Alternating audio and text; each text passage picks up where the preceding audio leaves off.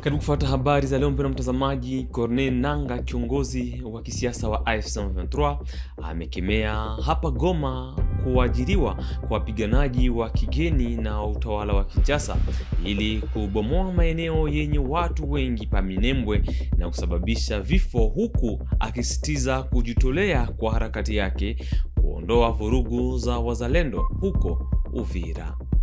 Harakati Sauvons la RDC inamshutumu Felix Tshisekedi kwa kuharibu nchi na inatoa wito wa mazungumzo ya pamoja ili kutatua mgogoro, huku ikikataa hukumu ya Joseph Kabila.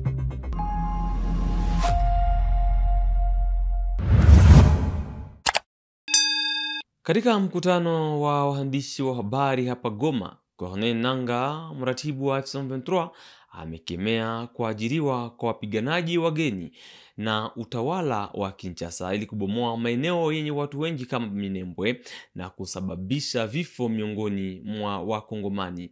Pia amelaani vurugu za wazalendo wakishirikiana na FARDC huko Uvira dhidi ya raia. Nangaa amesitiza kujitolea kwa harakati yake kuondoa vurugu hizi kwa kuondoa kila tishio katika chanzo chake.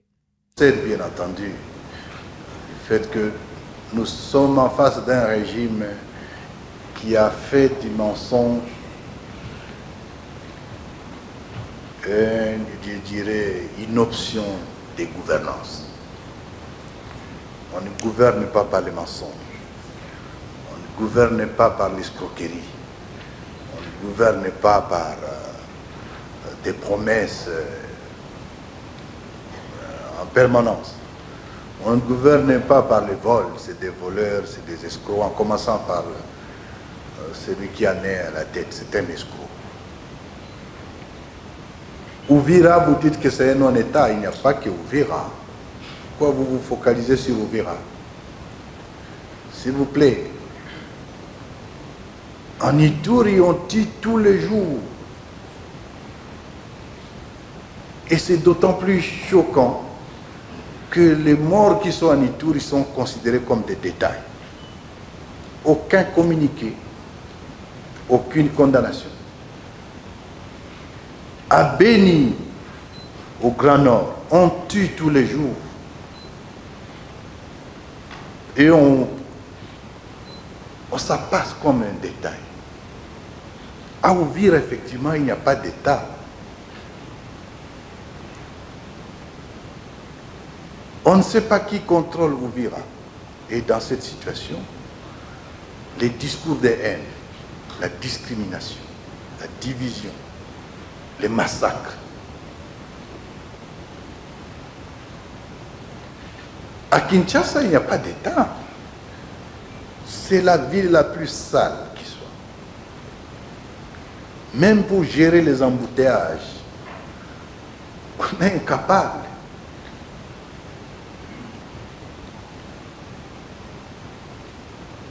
Il n'y a pas d'État, vous l'avez dit vous-même. Le Congo est un non-État. Et c'est l'une des raisons pour lesquelles nous nous battons. On ne doit pas laisser cette situation demeurer comme ça. La situation des non-États, nous devenons un problème pour nous-mêmes, contre nous-mêmes, mais surtout un grand problème pour la sous-région. Parce que là où il y a un non-État, c'est là que choisissent les bandits des autres États pour opérer. C'est la raison pour laquelle vous avez trouvé la coalition des FDLR, les EDF, des LRA, des mercenaires, toutes sortes d'armées du monde vont se retrouver parce qu'il n'y a pas d'État. Vous avez raison. Allons-nous laisser la situation comme ça? Je pense que tout Congolais sensé, vous et moi, vous et nous, nous avons la responsabilité de mettre fin à cet état de chaos. Et M. Tshisekedi incarne justement cette situation de non-État. Pas de gouvernance, détournement, vol, escroquerie, mensonge, nous avons la responsabilité de mettre fin à cette situation. Harakati ya Joseph Kabila, Sauvons la RDC, inamshutumu Rais Felix Tshisekedi kwa kuharibu nchi na kuanzisha ukabila. Katika mkutano wa waandishi wa habari leo huko Kinshasa, msemaji wake Seth Kikuni, ambaye hivi karibuni alikamatwa, ametoa wito wa mazungumzo ya pamoja nchini ya uongozi wa Senko na EAC ili kutatua mgogoro wa sasa. Harakati hii inakataa hukumu ya Joseph Kabila, ikisisitiza kujitolea kwake kuondoa udikteta. Obama Minaku amethibitisha kuwa Kabila atarudi DRC kupitia mji wote kama Kabeya, Kamwanga, Goma au Lubumbashi. Fake news. Mais, dans le poto la liberté d'aller et venir va et vient. Kabila Azali congolais, ancien président congolais. Kinshasa, Lubumbashi, Kisangani, Mwanda, Goma, Mbandaka, Kabeya, Kamwanga, Idiofa. Partout, Ezali, ma village, ma ville, ma mboka, na kati ya Congo. Donc Kabila akoya jour à Kolinga pour Azali congolais, Azali homme politique congolais. Ndeko déjà Bakisi, abibon, autiko bataoya kalamite. Agenda na ezali Alidia Sala. Mais pour les agenda Kabila depuis là, agenda Kabila c'est la passion de la République démocratique du Congo. Na lingala ndoba agenda Kabila ezali lolango pour la Congo. Lolango. Agenda Kabila ezali pe ozala lolango pona. Merci beaucoup. Muungano wa kisiasa FCC unadhibitisha uhusiano wake na jukwaa Sauvons la RDC lililoanzishwa na Joseph Kabila. Unadhibitisha dhamira yake ya kuondoa mwelekeo wa udikteta wa utawala wa Felix Tshisekedi. FCC inajibu kwa kufanikiwa wito wa nguvu za kisiasa na kijamii zinazounga mkono mpango wa hatua ulioanzishwa Nairobi. Katika mkutano wake wa tarehe 23 Oktoba, FCC imesema iko tayari kwa mazungumzo ya kitaifa ya pamoja na inapingana na mabadiliko yoyote ya katiba. Tunarudi mashariki mwa Jamhuri ya Demokrasia ya Kongo. Shirika ya kiraia ya eneo la Mwenga jimboni Kivu Kusini inatoa wito kwa wananchi kuadhimisha siku isiyo na shughuli Jumatatu tarehe 27. Uamuzi huu unafuata kufungwa kwa njia ya kitaifa nambari 2 katika eneo la Bwahungu na AFC M23, ikizuia usafirishaji wa bidhaa muhimu. Shirika la raia la Mwenga lapinga hatua hiyo, huku ikiomba AFC M23 kufungua njia hiyo. Biro ya Societe Civile Force Vive mutaani Mwenga inajulisha wakaaji wote wa mtaa wa Mwenga ya kwamba siku ya kwanza tariki 27 ni siku bila kazi katika mtaa mzima wote wa Mwenga. Lengo ya journée morte ile ama siku kazi, bila kazi ni kujulisha opinion internationale mateso magumu, matatizo ambayo M23 inatutia ndani kwa kufunga njia barabara pale Bwaungu, usikue gari ya kukuya huku kwetu kwa kutuletea chakula, madawa na vifaa vingine vya maisha. Ile ndio sababu ya sie kufanya kuambia wakaaji kama ile siku hakutakuwa masomo, ile siku hakutakuwa duka na mamoto hakuna kutembea. Maana M23 haitutakie uzima wala maisha, inatutakia ndio mauti. Kitendo kama na kile ni kitendo ambacho tunapashwa kulalamika kwa sauti kubwa kwa njia ya journée morte, kujulisha Nations Unies, OIA na wale wote wenye wako wanafanya upatanisho kati ya M23 na serikali ya Kongo ya kwamba M23 haitakie watoto wa Mwenga maisha bali ni mauti.